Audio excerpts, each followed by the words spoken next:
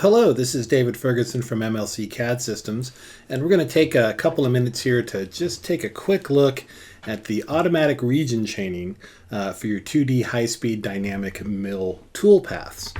What I have in front of me is just a simple solid model. I've got some pockets to machine and mill out, and they've got some various features that I would need to chain traditionally. So we've got some avoidance regions, some air regions, and typically that would take me a couple of different methods to chain that, but with automatic region chaining, I'm going to let Mastercam do most of the heavy lifting for me. So I'm just going to go ahead and fire up a 2D high-speed dynamic, and we're going to take care of those blue-faced pockets first. The button to use automatic region chaining is right here. So I'm going to select that. That throws me into my chain window, and I'm simply going to have it set, as you can see, just for a face. So this does only work when I do have a solid model or surface to work with.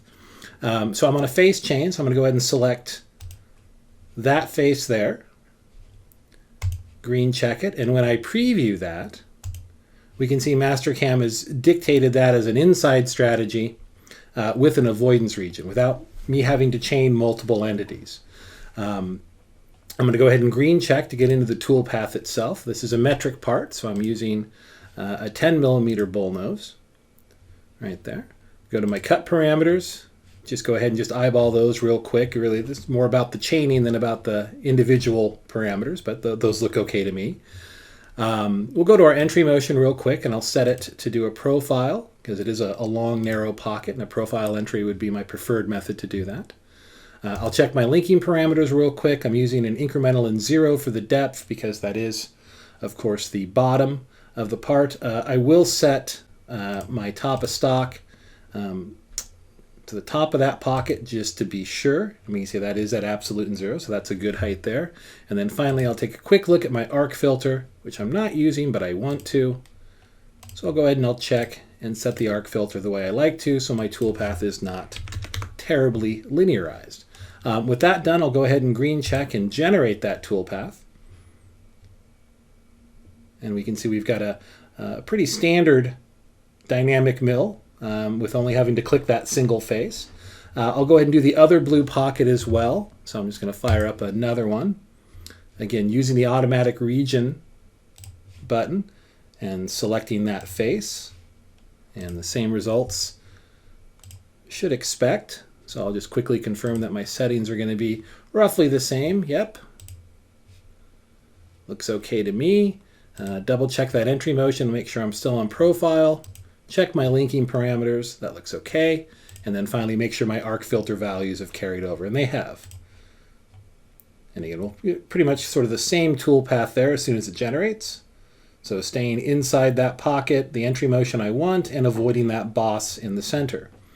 The orange pocket, which we're going to do next, a couple different features here. We've got a couple of avoidance regions that we'll have to look at. We've got a couple of bosses, but we've also got a couple of open areas there.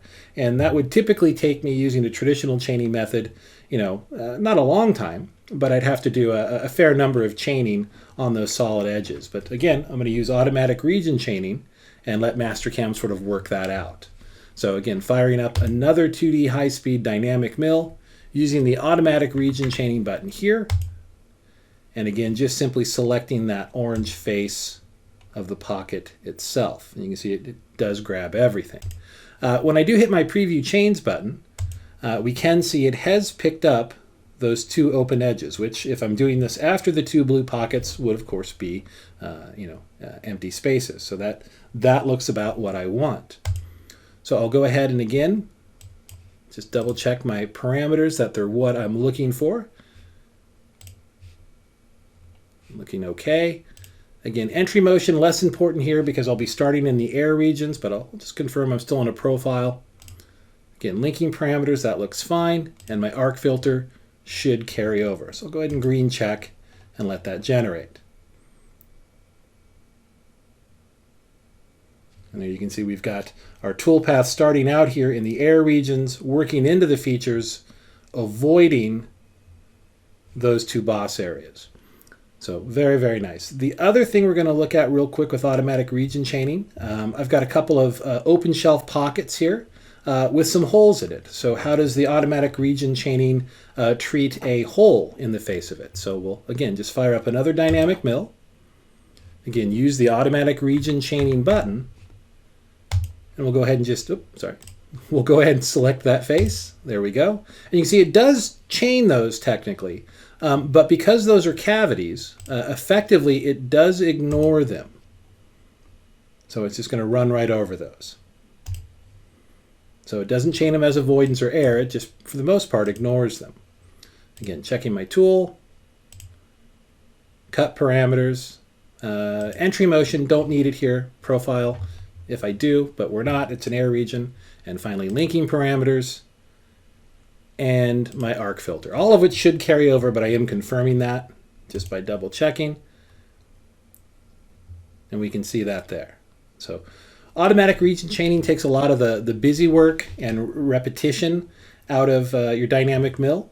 And it's a very, very cool feature. So hopefully that gives you just a little bit of an idea of how easy it is to use. Thank you.